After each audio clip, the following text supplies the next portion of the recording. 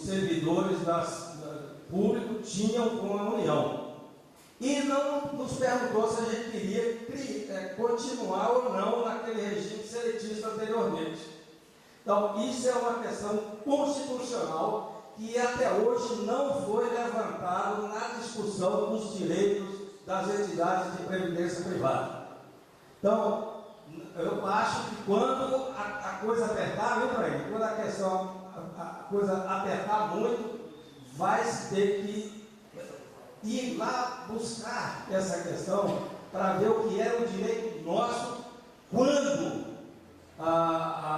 foi plantado no RJU. Em 92 pagou-se o EMAAD, o primeiro EMAAD, foi uma parcela da reserva de poupança, que foi o fundo para financiar isso. Quando eu assumi a reitoria, nós pagamos em 93 ou 94 o resto da reserva de poupança. Então é um negócio bem complicado para discutir em 3 minutos. Temos esgotado. Vamos então à resposta da chapa 3, 2 minutos para a resposta. Quer que eu repita a pergunta? Pode repetir, por favor. O Agros deve ter representatividade de todos os planos, A, B e C, D, e entre os participantes ativos e assistidos. Você, como representante do participante, como vê a não representatividade dos planos A e C, D e de participante assistido? O que você fará a favor destes planos?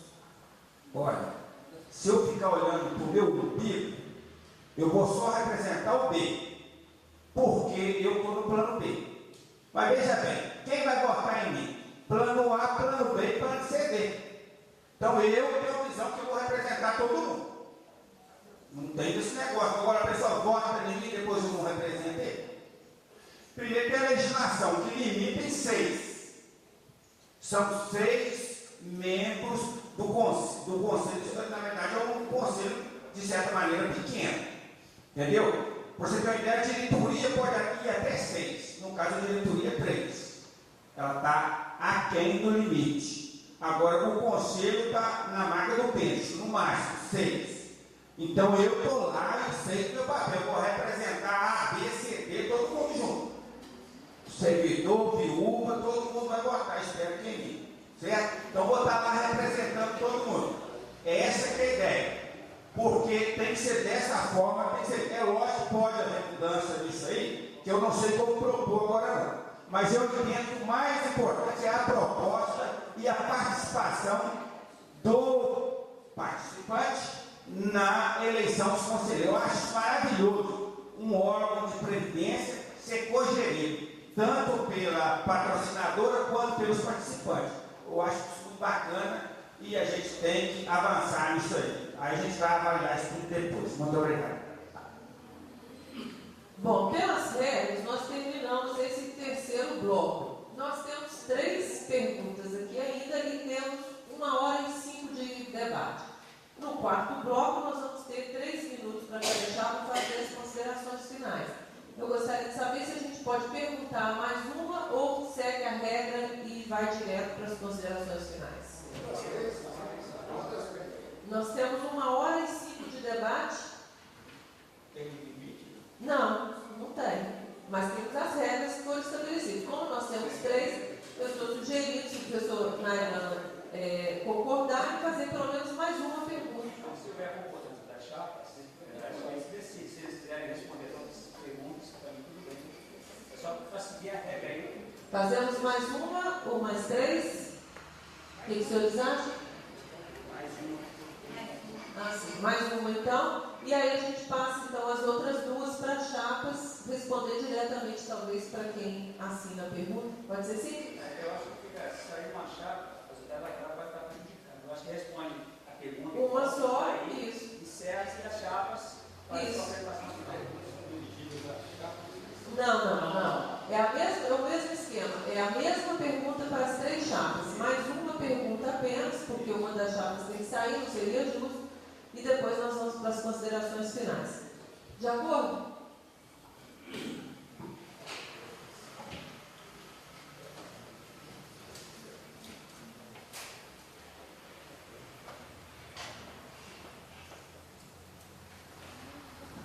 Começamos com a resposta da chapa número 2. A pergunta é a seguinte, da Carmen Gomide. Qual é a sua posição sobre a parceria Agros e divisão de saúde?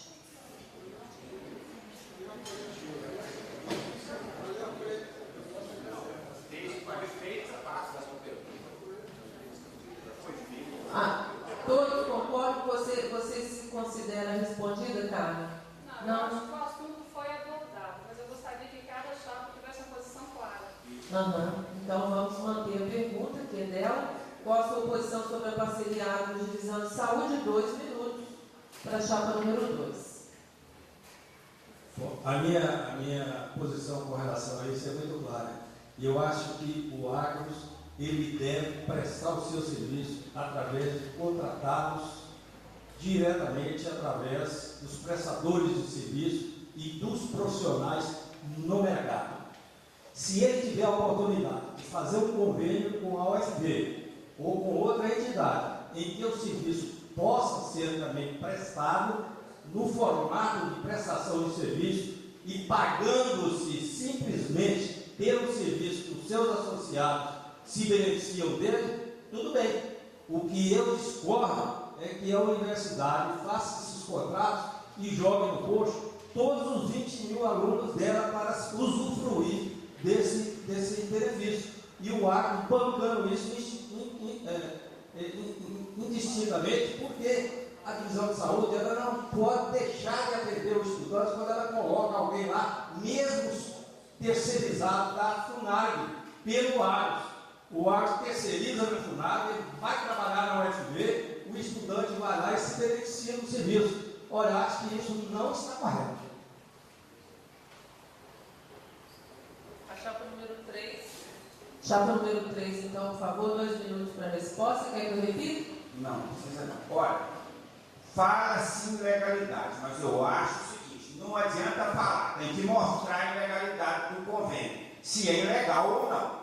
E isso aí é responsabilidade do conselho que está lá hoje. Se eu chegar, eu vou olhar isso. Agora um detalhe, o dado da diretoria aqui na reunião. Se os procedimentos que foram feitos lá foram feitos na cidade, o professor Nayan falou isso aqui, inteiro, seria oneraria o plano em mais 800 mil reais. Esse é o dado. Né? Então isso é complicado. Então, quanto à questão do estudante usar ou não, lá veja bem. Aquilo é uma parceria. A gente sabe que hoje o que vem de verba para assistência estudantil na UFB é um dinheirão. É muito dinheiro que vem para assistência estudantil.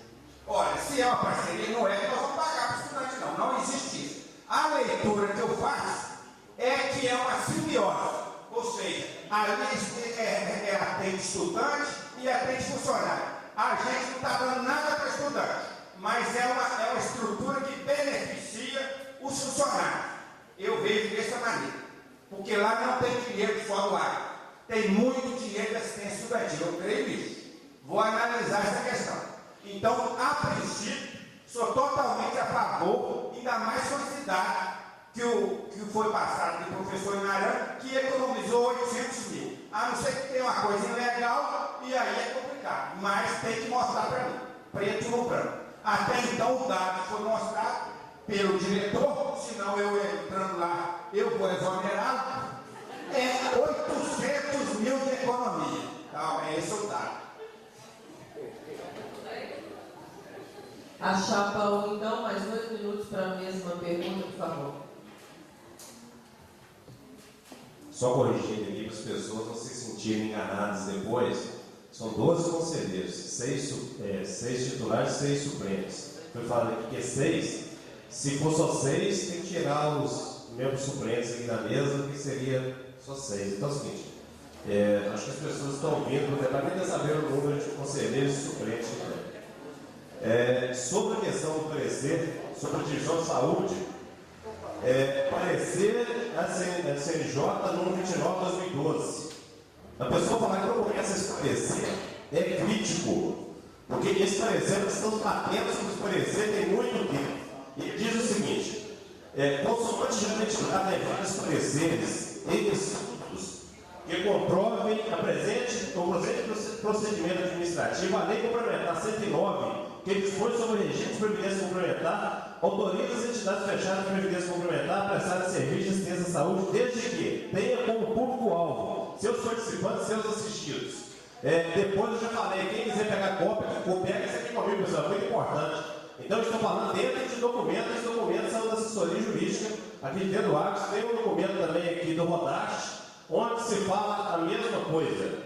Eu não sou contra a parceria, agora sou contra usar o participante, o dinheiro do participante para fazer política.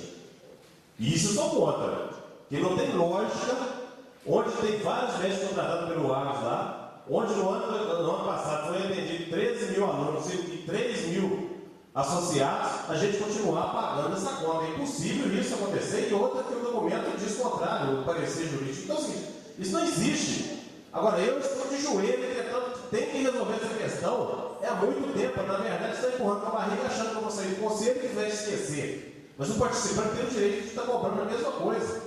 Então, assim, não existe isso. Inclusive, queria contratar mais 18 funcionários nas costas do Agros. Lá em Florestal tem 7 médicos contra 1 do quadro da universidade. Isso não existe, pessoal.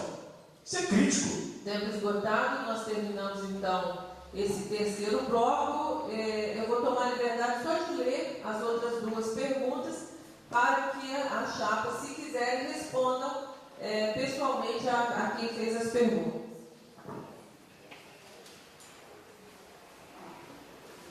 É só uma leitura, portanto, a pergunta do Benício, José Benício Almeida Ramalho. Você acredita que o Agros corre algum risco de ser extinto?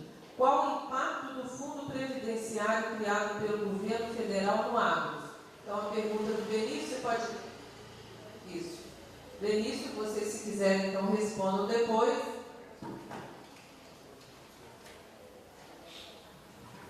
E a última pergunta, de novo, do Aloysio Cardoso.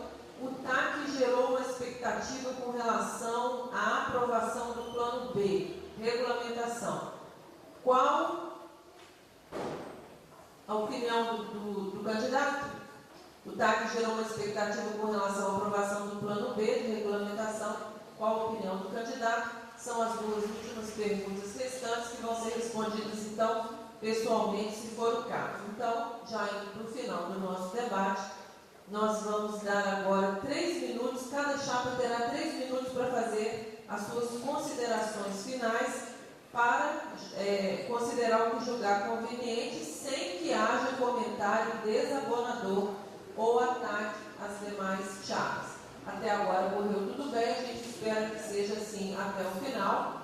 Então vamos 3 minutos para cada chapa fazer suas considerações. 3 minutos, sem réplica e sem entrega.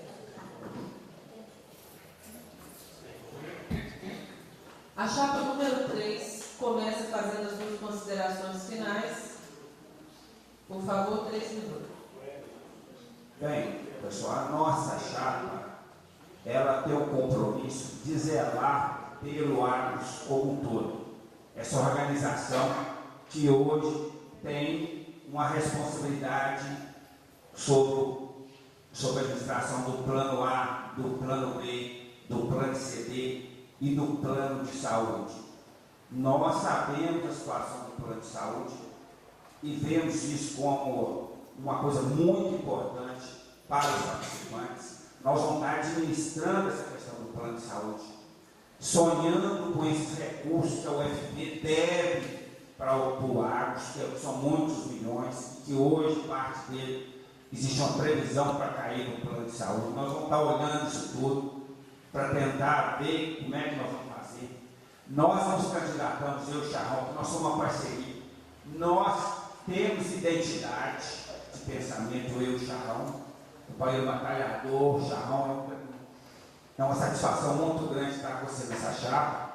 Então é o seguinte, a gente sabe por que veio, nós temos uma responsabilidade com todos os participantes. Nós não candidatamos para não fazer nada, repetindo. Se fosse para não fazer nada, eu ficaria em casa, no meu trabalho, cuidando da minha responsabilidade. Eu acho que é fundamental isso que aconteceu durante esses dias aqui no campus, esse debate. Aí eu parabenizo, na verdade, o ganhador disso tudo é o participante, quando ele essas questões vão a fundo aí e se discute com divergência, etc. E tal. Eu acho que ganha o participante, que é uma questão prevista em lei. Entendeu? O Agros ele é cogestão, 3 da patrocinadora e 3 do participante. Eu acho que perde o participante que não vem votar. Entendeu? É um direito e também um dever nosso administrar o Agros. Então eu conto com o apoio de todos os companheiros aqui, aqueles que acharam que a gente merece o voto. Nós já estamos muito felizes de ter chegado aqui, de ter propiciado esse debate. Então, nesse aspecto, nós já até conseguiremos aqui vitoriosos, mas a gente também quer ser eleito, porque entendemos que nós podemos contribuir muito estando na direção do órgão superior do Conselho do Agros. Muito obrigado. Gente, eu estou confirmando e assinando embaixo o que meu companheiro José Reinaldo de Feira Gomes falou. Muito obrigado. Muito bem, então, muito obrigada a participação da chapa 3. Nós vamos agora para a chapa número 2, que tem 3 minutos para suas considerações finais, por favor. Então, eu vou aproveitar esse momento aqui para falar rapidamente sobre a minha trajetória, porque no início do nosso debate houve uma antesia do meu companheiro que usou o tempo todo. Então, eu fiz a minha carreira na UFV, na área de recursos humanos. Eu sou profissional de recursos humanos. Vim trabalhar no Agros, onde tive a oportunidade de ser gerente de seguridade e diretora de seguridade por um mandato e meio. Nós enfrentamos um momento tão crucial para o Agros quanto o que ele está vivendo hoje. Com a URJU na época, nós precisamos criar um mecanismo para dar um novo destino ao Agros. E na época, com muito empenho, com muita boa vontade, com assessoria de qualidade, nós conseguimos criar um plano de saúde, que hoje, sem dúvida, é uma das melhores ferramentas de recursos humanos que a UFV possui. Nós não tivemos medo de tomar decisões, e este momento, a pergunta do Benício, infelizmente ficou sem resposta, que é um momento também de uma encruzilhada, o momento em que o governo federal aprovou a lei do FUPRESP. Então é um momento que exige tanta coragem, tanta determinação, tanto estudo e tanto empenho quanto aquele. E eu acredito que a nossa experiência, minha e do professor Bandeira, poderá vir a contribuir para o Conselho, com certeza. Muito obrigada. Bom, gente, só para fechar aqui a fala do Marinês, eu acho que a pergunta do Benício é realmente importante, mas eu tenho uma visão muito clara disso. A universidade, com Agros, com instituições, tem que ter uma coragem, uma clareza dos propósitos dela e uma decisão de confrontar com o governo, se for preciso. Eu me lembro que essa briga com a universidade nessa causa aí da votação inicial, se o Agros tivesse recolhido e não tivesse confrontado a universidade, ele teria simplesmente abdicado de um direito que hoje está avaliado em 208 milhões de reais. E o participante não pode ter medo. Agora, os representantes dele no Conselho e na diretoria do Agros têm que ter a convicção e a clareza que ele precisa ter para enfrentar a decisão, às vezes muito corajosa, que vai ter que ser tomada em determinado momento.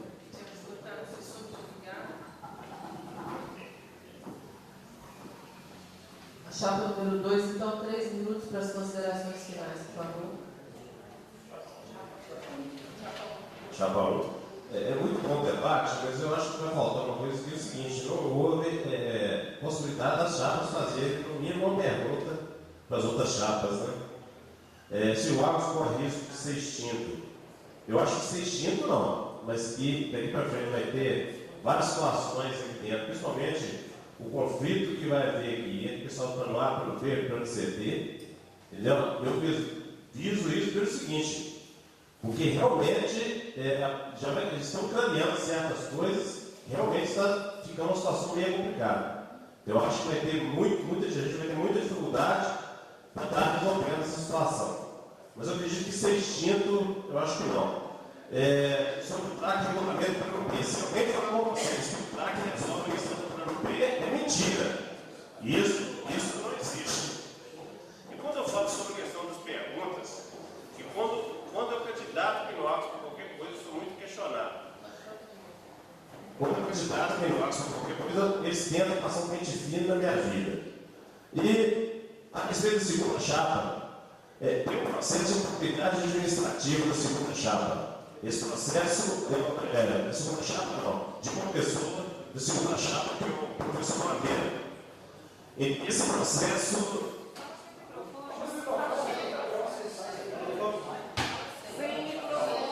Alô?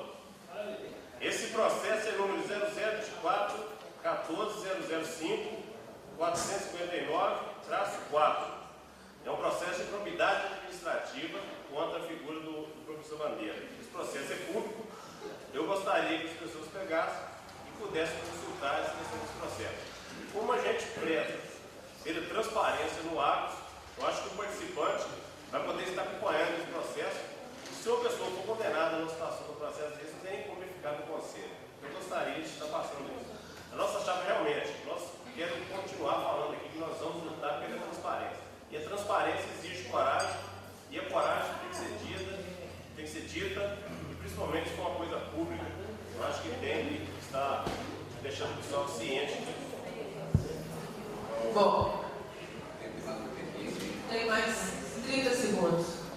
Pessoal, quero agradecer a todos aqui pela participação dos participantes daqui e dizer que a nossa história, a nossa trajetória paricial fala o que nós sempre estivemos do lado da luta dos trabalhadores nas universidades, eu particularmente, desde 85. E quero dizer também que o ato de uma entidade fechada de previdência social, de previdência complementar, ela quase que não presta benefício nenhum aos assistidos.